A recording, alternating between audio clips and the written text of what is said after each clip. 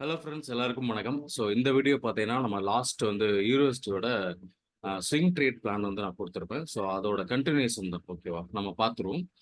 So நம்ம வந்துட்டு H4OB பார்த்தீங்கன்னா, மார்க்கெட் வந்துட்டு ஃபர்ஸ்ட் ஒரு டைம் டேப் பண்ணிட்டு மேல போயிட்டு, எகைன் வந்துட்டு பார்த்தீங்கன்னா, நம்ம இங்க வந்துட்டு ஒரு பை பிளான் பண்ணிட்டோம். பட் நல்லா போச்சு. பட் எகைன் வந்து மார்க்கெட் வந்து இப்போ நமக்கு என்னன்னா எஸ்எல் குடுத்துருக்கு. ஓகேவா?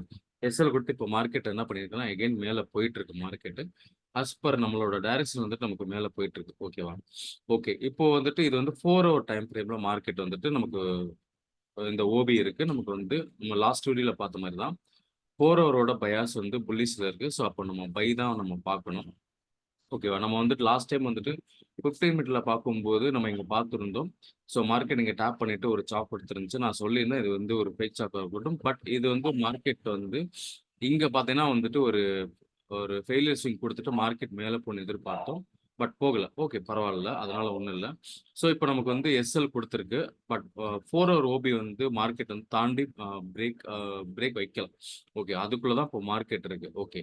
ஸோ இப்ப என்ன நடந்திருக்குன்னு பார்ப்போம். ஸோ 2வது தடவை மார்க்கெட் என்ன பண்ணியிருக்குன்னா, ஓபில வந்து டேப் பண்ணி அதாவது 4 ஹவர் ஓபில டேப் பண்ணி மார்க்கெட் வந்துட்டு இந்த ஒரு ஸ்விங் இருக்கு இல்லையா? நான் இங்க மார்க் பண்ணியிருக்கேன் பாருங்க. இந்த இந்த ஹையும், லோவும் வந்து பார்த்தீங்கன்னா, மார்க்கெட் வந்து உடைச்சிருக்கு. ஓகேவா? ஸோ இது நம்ம வந்துட்டு ஒரு வேலிட் சேஞ்ச் ஆஃப் கேரக்டரா நம்ம எடுத்துக்கலாம். பை சைடுக்கு நம்ம எடுத்துக்கலாம். ஓகேவா?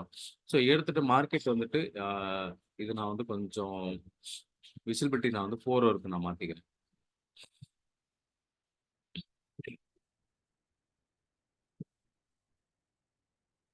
ஓகே. இப்போ உங்களுக்கு சார்ட் இன்னும் கிளியரா இருக்கும். ஸோ இப்போ பார்த்தீங்கன்னா, இது வந்து ஒரு வேலிட் நம்ம வந்து பை சார்ட்டா எடுத்துக்கலாம். இப்போ நம்ம வந்து எகைன் வந்து நம்ம என்ட்ரி எங்க போலான்னு நான் ஒரு ஐடியா. ஸோ ஃபிபனாச்சி எடுத்துக்கோங்க. இங்க ஹை டூ லோ டிராப் பண்ணிக்கோங்க. ஓகே.